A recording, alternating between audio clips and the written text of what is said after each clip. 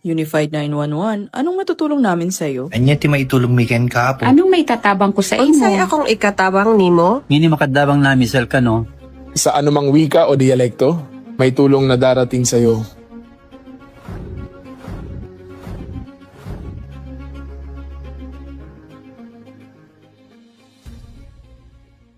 Lilingkod sa bawat Pilipino at magbibigay ng tamang impormasyon para sa tahimik at maayos na Pilipinas. Police News Network, alagad ng batas, tagapagtaguyod ng balitang pulis, sandigan ng mamamayan, patnubay ng katotohanan.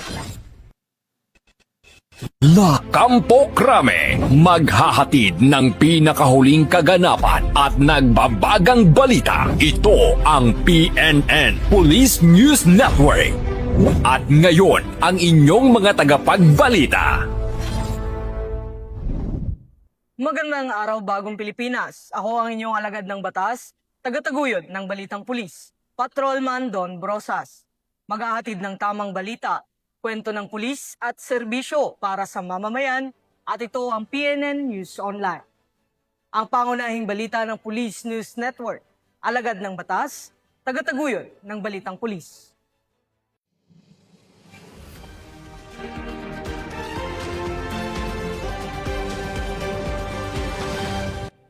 Ngayon ay araw ng Sabado at narito ang mga balitang nakalap ng ating mga PNN correspondents sa loob ng linggong ito. At para sa ating unang balita, isang lalaki ang naaresto ng kapulisan sa bisa ng warrant of arrest kaugnay sa kasong iligal na droga at armas sa Zamboanga del Norte. Ang kabuuan ng balita mula kay Patrolman AJ Cortez.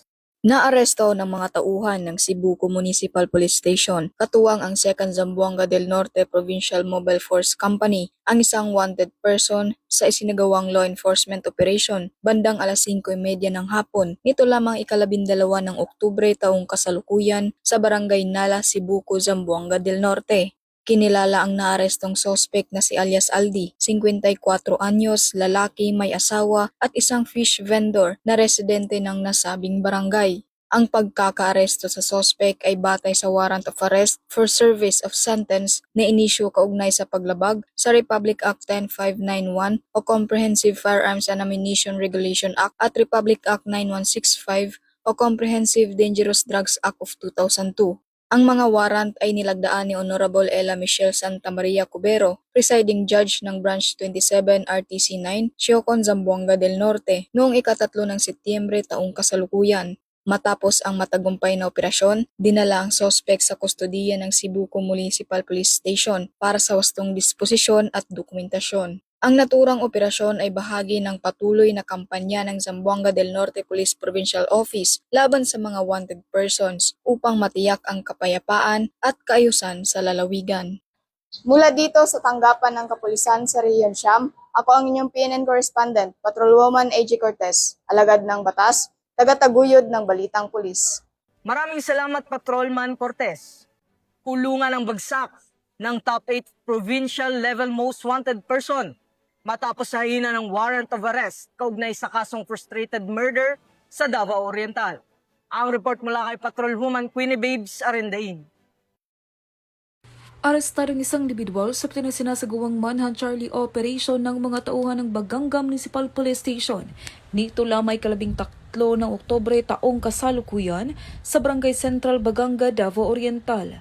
Kilinala ni Police Major Randy T. Galicia, Acting Chief of Police ng Baganga Municipal Police Station, ang suspect na si alias Rod, 26 taong gulang, na pawang residente ng nasabing lugar at tinaguri ang top 8 provincial level most wanted person.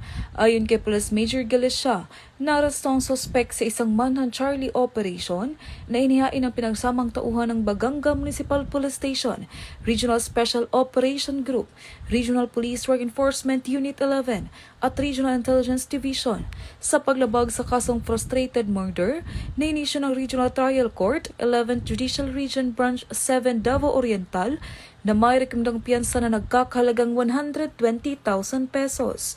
Sa katunayan, ang suspect ay nasa kustodiya na ng nasabing istasyon upang dumaan sa tamang disposisyon. Samantala, patuloy naman ang pagsasagawa ng paghain ng mga operasyon ng tauhan ng Police Regional Office 11 sa pangunguna ni Police Brigadier General Joseph R. Ergiles, General Director, upang hulihin ang lahat ng wanted person sa Reyon 11. Mula dito sa Police Regional Office 11, ako yung PNN Correspondent Patrolwoman Queenie Babes Arindain, alagad ng batas, taga-taguyod ng balitang pulis. Maraming salamat Patrolwoman Arindain. Huli ang isang laborer sa isang bypass operation na isinagawa ng PNP sa barangay Bunao, Tupi, South Cotabato. Ang detalye ng report mula kay Patrolwoman Resalie Umalay. Arestado ang isang 45 anyos na laborer na si alias Sami sa isang buy-bust operation sa Barangay Bunao noong Oktubre taong kasalukuyan, bandang alas 7:20 ng gabi. Isinagawa ang operasyon ng Tupi Municipal Police Station, katuwang ang iba pang unit ng pulisya at sa koordinasyon ng PDEA 12. Nahuli ang suspect sa aktong pagbebenta ng hinihinalang shabu sa isang pusher buyer. Nakuha sa kanya ang isang mark sachet ng hinihinalang shabu at syampang sachet sa loob ng plastic container at 500 buy-bust money. Tinatayang 2.5 gramo ang kabuuang bigat ng droga na nagkakahalaga ng humigit kumulang 17,000 pesos. Sinampahan ang suspect ng kasong paglabag sa Section 5 at 11 ng Republic Act 9165 o Comprehensive Dangerous Drugs Act of 2002. Mula dito sa General Santos City, ako ang inyong PNN Correspondent, Patrolwoman Resalie Umalay, alagad ng batas, taga-taguyod ng balitang pulis. Maraming salamat Patrolwoman Umalay. Nabunyag ang iligal na transaksyon ng dalawang lalaki matapos silang maaresto sa isinagawang buy-bust operation ng mga operatiba ng Iloilo City Police sa Barangay San Isidro, La Paz, Iloilo. Ang report mula kay Patrolwoman Julibel Alvior. Dalawang lalaki ang naaresto sa isinagawang drug buy-bust operation ng Regional Police Drug Enforcement Unit 6 sa Zone 2 Barangay Baldoza, La Paz District, Iloilo City nito lamang 10 ng Oktubre taong kasalukuyan. Kinilala ang mga suspect sa alias na Jimboy, 45 taong gulang residente ng nasabing barangay, at alias Lawrence, 32 taong gulang residente ng Barangay San Isidro, La Paz, Iloilo. Ayon kay Police Major Marvin Villanueva, Deputy Chief ng RPDU 6, isang sachet ng hinihinalang shabu ang nabili mula sa mga suspect gamit ang 12,000 pesos smart money bilang bahagi ng operasyon. Nang arestuhin ang dalawa, na-recover mula kay alias Jimboy ang 5 sachet at isang not-tied na pakete ng suspected shabu, habang isang sachet naman ang nakuha mula kay alias Lawrence. Sa kabuuan, nasa humigit kumulang 130 gramo ng iligal na droga ang nakumpiska na may market value na tinatayang 884,000 pesos. Ayon pa kay Police Major Villanueva, minanmanan ng kanilang unit ang iligal na aktibidad ng isa sa mga suspect matapos itong may ugnay sa mga dating kaso ng droga. Dagdag pa nito, taong 2020 unang nakulong ang pangunahing suspect na si alias Jimboy dahil sa iligal na droga at nakalaya noong 2023 sa pamamagitan ng plea bargaining agreement.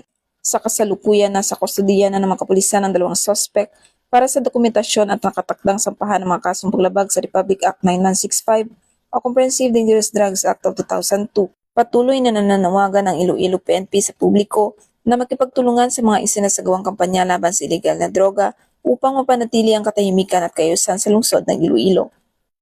Mula dito sa Western Visayas, ako ang inyong Police News Network Correspondent, Patrolwoman Julibel Alvior, alagad ng batas, taga-taguyod ng balitang pulis.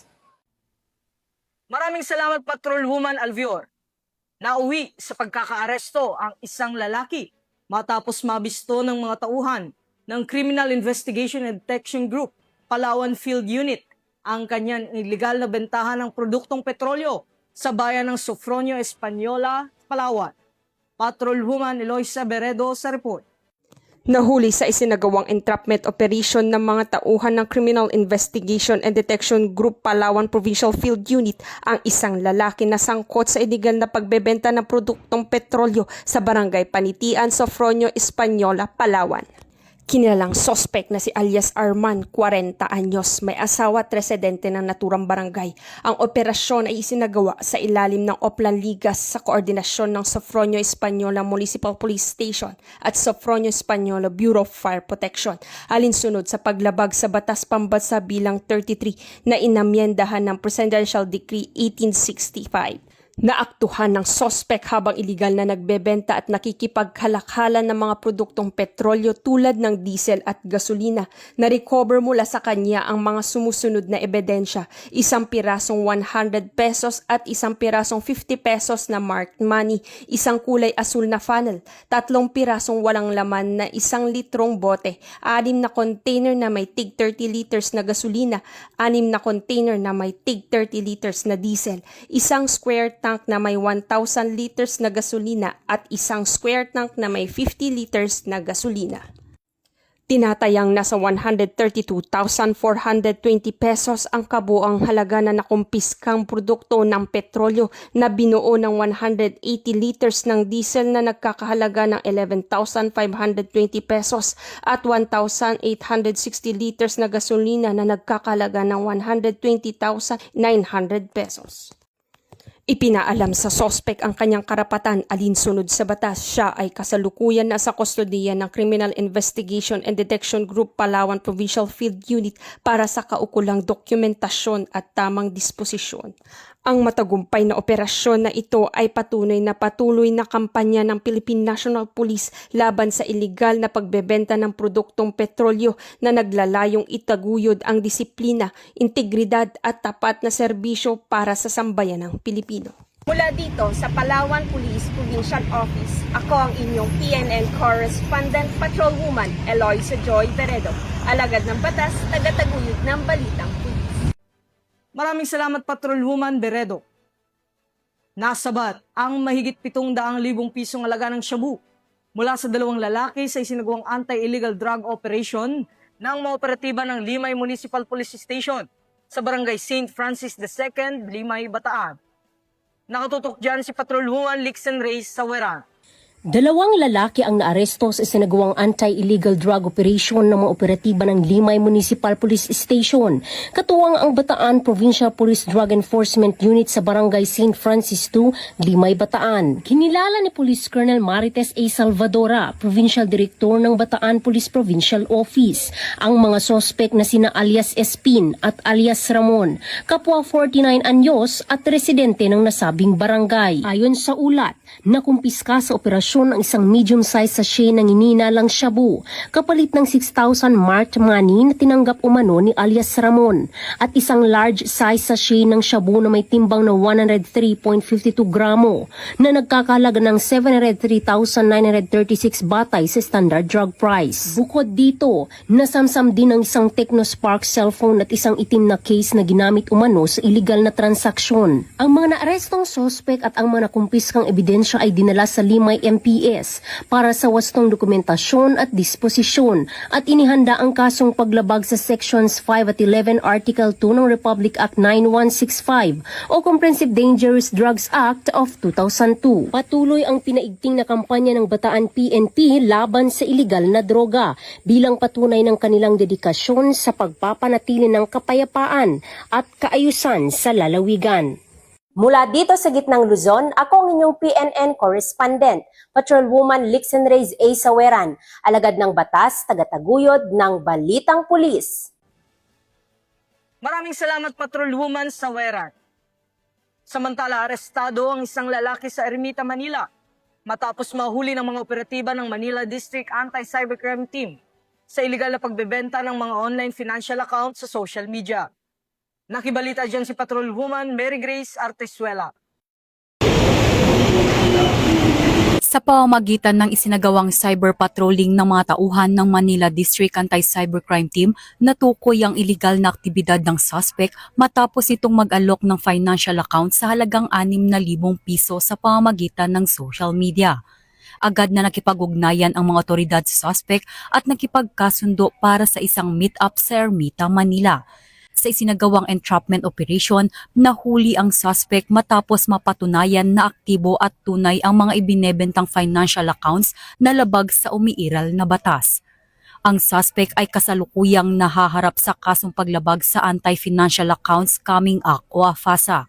Nasa kustodiya na ngayon ng MDAC ang suspect kabilang ang mga nakumpiskang ebidensya para sa komprehensibong dokumentasyon at tamang disposisyon ng kaso. Ito po mga bagay po na ito ay bagay labag po at pinagbabawal ng batas at may mga karampatang parusa para po dito. NBI po ng PNP-ACB, ang Manila District Anti-Cybercrime Team ay nagbibigay po ng babala. At para po hindi na po maulit itong pangyayari na ito sa ibang tao. At maging mapag-obserba po tayo sa ating mga ginagawa para po sa ating kaligtasan. Yun lamang po at mag-iingat po tayo palagi. Mula dito sa Campo Crame, ako ang inyong PNN correspondent, Patrolwoman Mary Grace Artizuela, nagbabalita para sa Police News Network, alagad ng batas, tagataguyod ng Balitang Pulis. Maraming salamat, Patrolwoman Artizuela.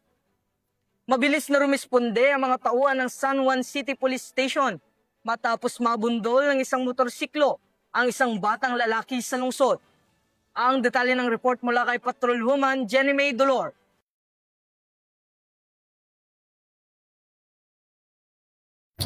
Nabundol ang 7 taong gulang na bata ng rider na ito habang tumatawid sa kalsada sa kahabaan ng If Manalo Street, San Juan City. Agad namang tumulong ang mga concerned citizen na nakakita sa pangyayari at tumawag sa 911 hotline number. Gamit ang Unified 911, agad nakaresponde ang mga personnel ng San Juan City Sector 5 at ambulansya ng San Juan City CDRRMO at agad nabigyan ng paunang lunas ang biktima na nagtamo ng mga gasgas sa katawan at dinala ito sa pinakamalapit na hospital upang masigurado ang kalagayan ng bata. Samantalang ang rider naman na nakabundol sa biktima ay agad namang nagbigay ng kanyang kooperasyon sa mga otoridad at nangakong babayaran nito ang pagpapaospital sa batang biktima. Ako po ay nagpapasalamat sa ating mga kapulisan sa mabilis na pagresponde sa anak kong nabundol ng motor at naihatid sa ospital upang mabigyan ng paunang lunas. Ako'y muling nagpapasalamat sa mga pulis na naka-assign sa Sector 3 Kabayanan San Juan Police. Ang mabilis na pagresponde ng mga tauhan ng Eastern Police District San Juan City Police Station ay patunay ng kanilang tapat na serbisyo at dedikasyon na magampanan ang sinumpaang tungkulin. Mula dito sa Eastern Police District, ako po ang inyong PNN correspondent, Patrolwoman Jenny May Dolor, alagad ng batas, tagataguyod ng Balitang Pulis. Maraming salamat, Patrolwoman Dolor. Hindi nakalusot ang isang lalaki matapos salakayin ng mga tauhan ng San Nicolas Municipal Police Station ang kanyang tahanan sa barangay Nagkakaisa, San Nicolas, Pangasinan sa bisa ng isang search warrant kaugnay ng paglabag sa Republic Act 9165 o Comprehensive Dangerous Drugs Act of 2002. Patrolman Dennis Carinal sa report. Isang matagumpay na operasyon kontra illegal na droga ang isinagawa ng San Nicolas Police Station sa pamumuno ni Police Major George D. Banayos Jr., katuwang ang Dasol Maritime Law Enforcement Team at ang Pangasinan 2nd Provincial Mobile Force Company sa barangay Nagkaisa, San Nicolas, Pangasinan, noong gabi ng October 12, 2025. Dakong 10:23 ng gabi, isinilbi ng mga otoridad ang search warrant operation na inisyo ng Honorable Emma Hines Parahas, presiding judge ng Regional Trial Court Branch 52, Tayog, Pangasinan. Kinilala ang suspect na alias JR, 37 anyos, isang construction worker at residente ng nasabing barangay. Sa naturang operasyon, na-recover mula sa suspect ang tinatayang 8 gramo ng hinihinalang shabu na may street value na humigit kumulang 54,400 pesos na nakalagay sa 6 na Hidsel transparent plastic sachet. Bukod sa illegal na droga, nakumpiska rin ang ilang non-drug items na karaniwang ginagamit sa pag-refact ng shabu, kabilang 2 lighter, isang plastic tube, 21 bakanting plastic sachet, isang glass total rolled aluminum foil, at isang plastic container. Maharap ito sa kasong paglabag sa Republic Act 9165 o ang Comprehensive Dangerous Drugs Act of 2002.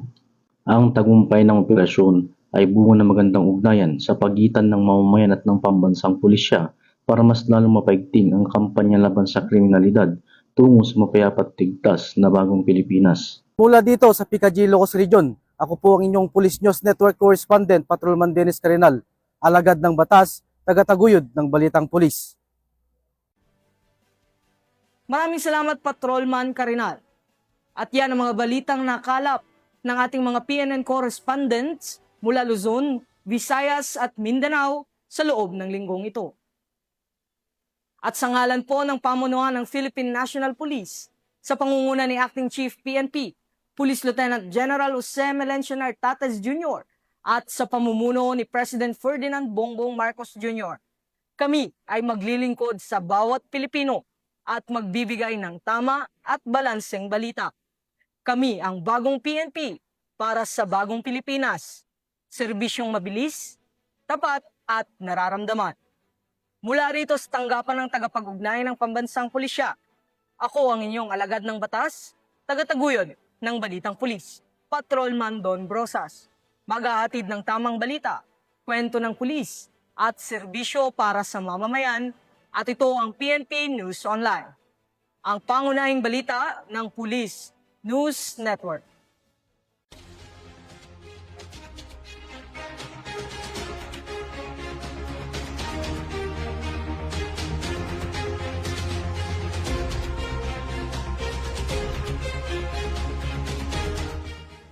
Police News Network, alagad ng batas, tagapagtaguyod ng balitang pulis.